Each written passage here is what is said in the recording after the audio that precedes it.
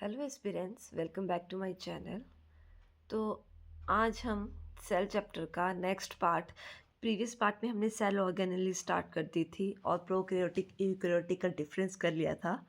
तो आज हम सेल ऑर्गेनेलीज का नेक्स्ट पार्ट माइटोकॉन्ड्रिया करेंगे। एज यू नो, माइटोकॉन्ड्रिया को हम क्या बोलते हैं? Power house of the cell. जो इसकी आउटर मेम्ब्रेन होती है वो कैसी होती है? पोरस, मतलब वहाँ पे क्या होते हैं? पोर्स। और जो इनर मेम्ब्रेन होती है वो कैसी होती है? वो होती है डीपली फोल्डेड। और जो फोल्ड है उसको क्या बोलते हैं? क्रिस्टेस, राइट।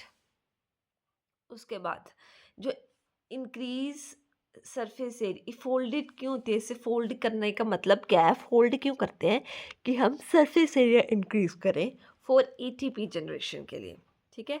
एनर्जी जो रिलीज होती है वो माइटोकॉन्ड्रिया से, वो in the form of ATP. ATP की फुल फॉर्म आपने याद रखनी है, एडिनोसाइन ट्राइफॉस्फेट। एटीपी क्या है? Energy currency of this cell. Mitochondria also have their own DNA and ribosomes.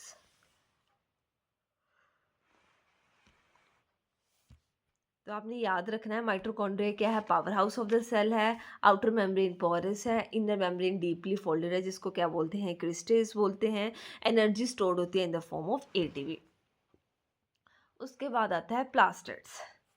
Plastid क्या है? Also have their own DNA and ribosomes, responsible for food production and storage. तो plastids का क्या काम है? ये फूड प्रोडक्शन करते हैं और स्टोरेज करते हैं।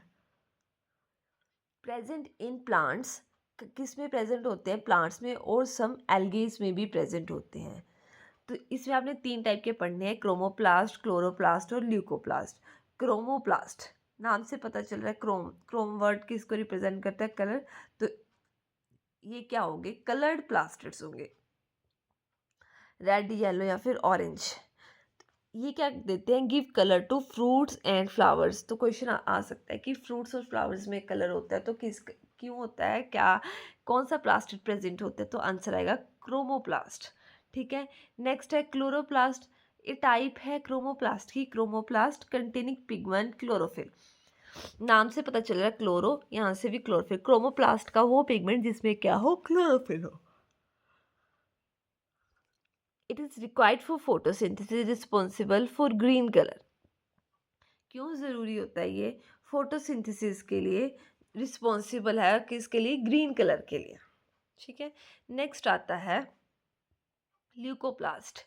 ल्यूकोप्लास्ट क्या है? White colourless plastid, store starch, oil and protein granules, ठीक है। ये क्या स्टोर करते हैं? Starch, oil and protein granules. Mitochondria, nucleus और प्लास्टिड, इनका क्या है? अपना DNA and ribosomes, have their own DNA and ribosomes. Next है वैक्यूल्स। वैक्यूल्स क्या है? Turgidity, rigidity, storage sac provide करते हैं।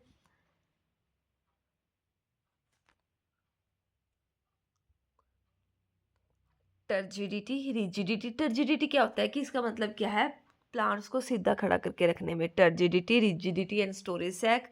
Large in plants, small in animals. Plants में क्या है?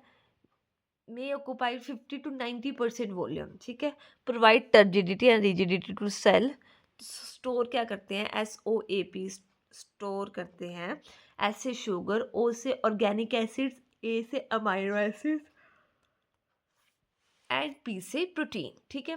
अमीबा क्या है? यूनिसेलुलर है, food vacuole containing food items that amoeba consumes.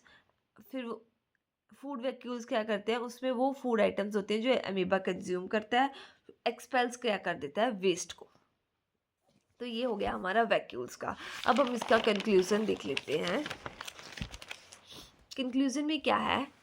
जो तीन आपने याद रखने हैं: न्यूक्लियस, माइटोकॉन्ड्रिया और प्लास्टिड्स। इनके पास अपना डीएनए होता है। अभी पढ़ा ना हमने, मैंने अभी बताया।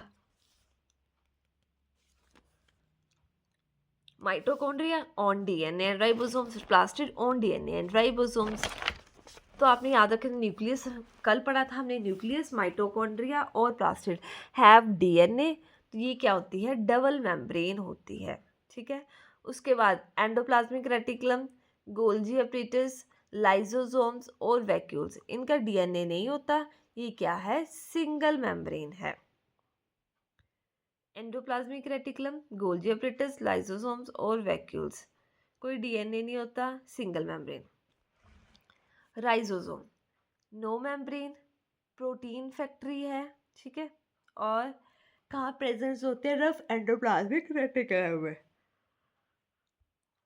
ये एक ऐसी ऑर्गेनली है जो दोनों प्रोकैरियोटिक और यूकेरियोटिक सेल दोनों में प्रेजेंट होती है, राइबोसोम्स। नेक्स्ट है प्लांट सेल और एनिमल सेल। प्लांट सेल में क्या है, सेल वॉल प्रेजेंट होती है। एनिमल सेल में cell wall absent. Plant cell में पी से प्लांट ऐसे याद रखोगे, पी से प्लास्टिड प्रेजेंट है, एनिमल्स में प्लास्टिड एब्सेंट है। प्लांट सेल में लार्ज सेंटर वैक्यूल्स है, वहाँ पर लार्ज सेंटर वैक्यूल्स एब्सेंट है। एक चीज़ आपने याद रखी, यहाँ पर सब कुछ प्रेजेंट है ना,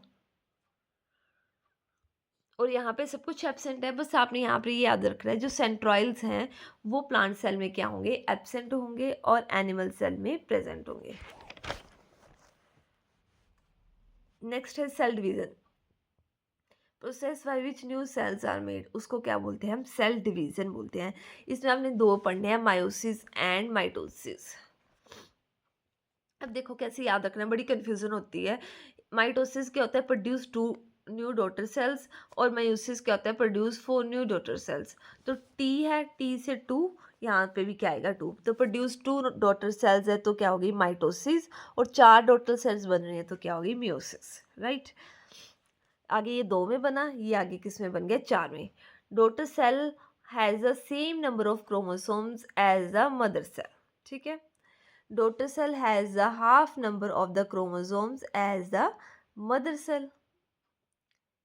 माइटोसिस क्या है, इक्वेशनल डिवीजन है। मेयोसिस क्या है, रिडक्शनल डिवीजन है। Helps in growth and repair of tissues, required for production of gametes.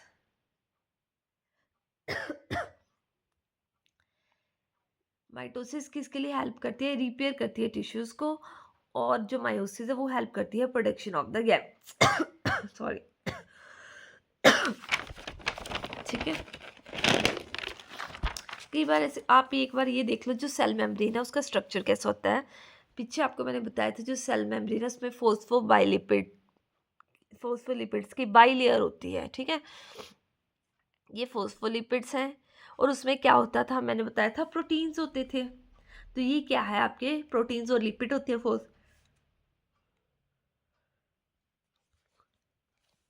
तो ये वाला पार्ट क्या है, आपका इंटीग्रल प्रोटीन है, ठीक है। ये लिपिड की बाई लेयर होगी। इस प्रोटीन को क्या बोलेंगे, पेरिफेरियल प्रोटीन। और जो पेरिफेरल प्रोटीन के ऊपर जो लगा उसको बोलेंगे ग्लाइकोप्रोटीन। यहाँ पर क्या है, कोलेस्ट्रॉल है, ठीक है। उसके बाद आता है प्लांट सेल। प्लांट सेल में क्या है, न्यूक्लियस है, ठीक है। यहाँ पर रफ एंडोप्लाज्मिक रेटिकुलम है, स्मूथ एंडोप्लाज्मिक रेटिकुलम है, उसके ऊपर राइबोसोम्स हैं। देन ये क्या हम बनाया हमने, वैक्यूल हो गया, वैक्यूल, गोल्जी बॉडीज, माइटोकॉन्ड्रिया, और सारे में क्या होता है, cytoplasm, cell wall, cell membrane, ठीक है। तो ये डायग्राम किसकी होगी, प्लांट सेल की। अगर हम सेम बात करते हैं एनिमल सेल की, तो उसमें सेल वॉल क्या बताई थी, एब्सेंट होती है, तो वो नहीं बनाएंगे। सेंट्रॉइल्स होते हैं, इसको हम सेंट्रॉइल्स बोलते हैं। ये क्या होते हैं आगे मैं बताऊंगी भी। ये सेंट्रॉइल्स हैं, माइटोकॉन्ड्रिया, राइबोसोम्स, सेल मेम्ब्रेन इसको बोलते हैं, माइक्रोट्यूब्यूल्स हैं, न्यूक्लियस है, न्यूक्लियोलस है, rough endoplasmic reticulum, smooth endoplasmic reticulum, Golgi apparatus, pinocytic vessels, lysosomes है, गोल्जी वेसल्स हैं, ठीक है। अब ये सेंट्रॉइल्स क्या हैं, centrioles are small, centrioles are small cylindrical structure है, found in animal cell near the nucleus और inside the centrosome।